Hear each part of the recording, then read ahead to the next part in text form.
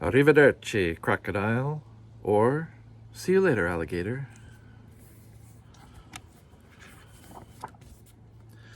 Drat that Napoleon. First, he kidnapped me from my beloved Egypt. Then he dragged me to Paris for everyone to gawk at. And then he tried to eat me for dinner. Luckily, I escaped. But where did that leave me? Hiding in a sewer with nothing to eat.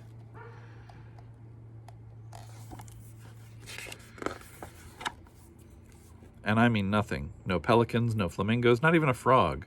I was wasting away, a shadow of my former self. I even had a few cavities. Oh, to get out of that town. Then one day a newspaper headline caught my eye. Napoleon to tour Italy. First stop, Venice. Venice? Perfect. A watery city of canals and Italian food? What more could a crocodile want?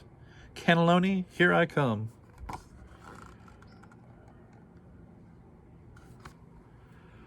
I slithered out early the next morning and found a hiding place in Napoleon's caravan. The trip? Very tedious. See below. Travel rating, lodging, don't ask. Food, self-service. Service, none. Finally, we reached the coast and hopped a royal barge. Destination, Venice.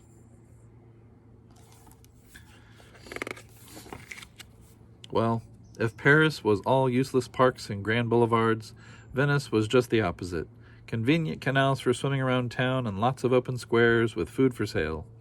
I couldn't begin to identify all the goodies on display. And atop a large column, a statue of, yes, a crocodile. This was more like it. A town where food and crocodiles were appreciated.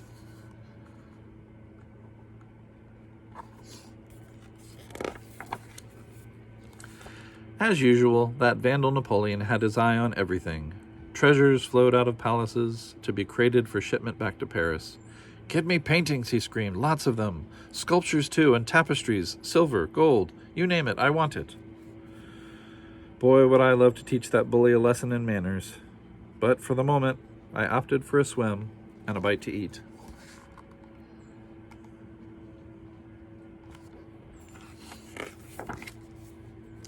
Getting around the canals was so easy. This town was made for a crocodile. I was about to check out the local market when suddenly I was distracted by the most heavenly aroma.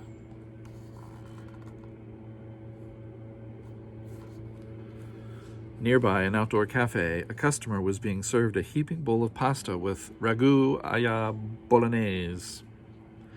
I was so enchanted that I thoughtlessly wandered out into the sunlight to get a better whiff.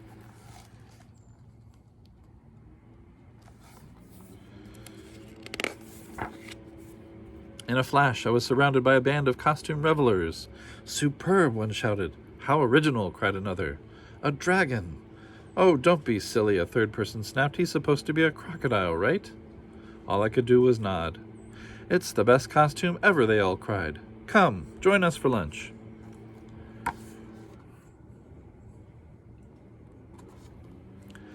What charming company, and what a delicious meal. Spaghetti with meatballs, veal scallopini, and eggplant parmigiana, followed by mixed greens, gorgonzola cheese, and crusty bread. I skipped the cappuccino. No one could stop talking about the new guest. Extraordinary outfit, said one. Do you believe those teeth? Said another. And that appetite. Very crocodile.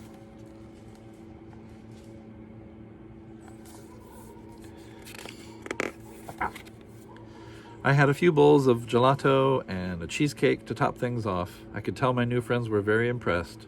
Ciao, crocodrillo. Crocodrillo, they all cried. You must come to the grand ball tonight. Costume ball? Oh, I don't know. Then again, don't they always serve suckling pigs or pheasants at these fancy do's? Maybe I'd give it a try. But first things first. Nap time. When I awoke, starving, it was already dusk, and the streets were filled with laughing partygoers. Following the crowd, I found myself at the brightly lit palazzo.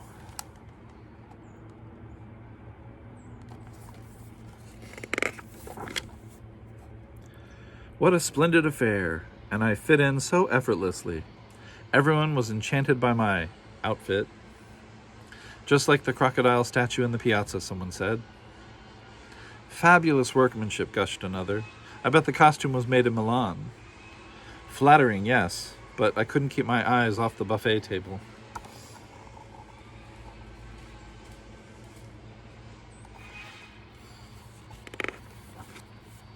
Suddenly all the pleasantries ended. Napoleon had arrived. I slid behind a column. Rats! Would I be recognized?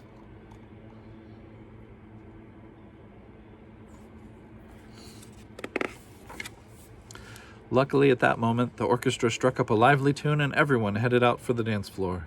This was my chance to duck for cover and maybe grab a snack or two on the way out. But now what? A rather forward young lady was whisking me off for a dance. I briefly struggled to get away, but oh, that music, a catchy mazurka. Who could resist? Not this crocodile.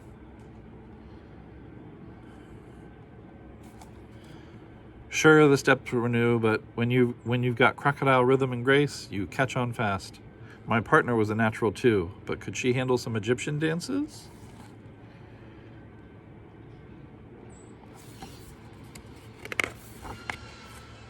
I started with a standard, or rather staid mummy minuet, easy enough. Then, for a change of pace, a lively pom-pom. Boy, she caught on fast. Then the King Tut strut, the Egyptian conniption,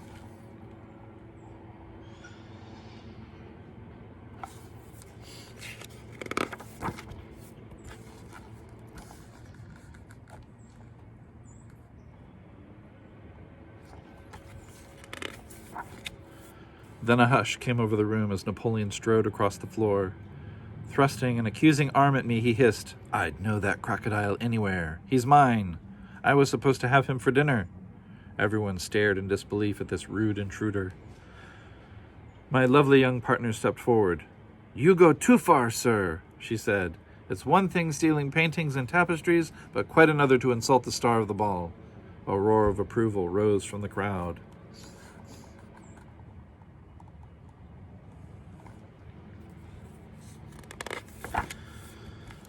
They hoisted me on their shoulders and made a dash for the piazza. What fun to see the sputtering Napoleon and his crew chasing after us. "Arrest that crocodile," he screamed. "Arrest everybody!" Napoleon reached the waterside too late, lost his footing, and landed in the water. Another cheer came from the crowd.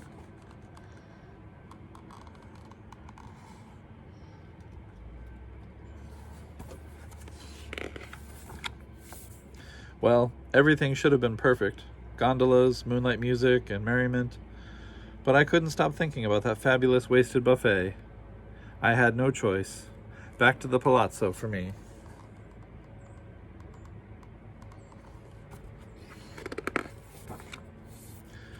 With a little stop on the way.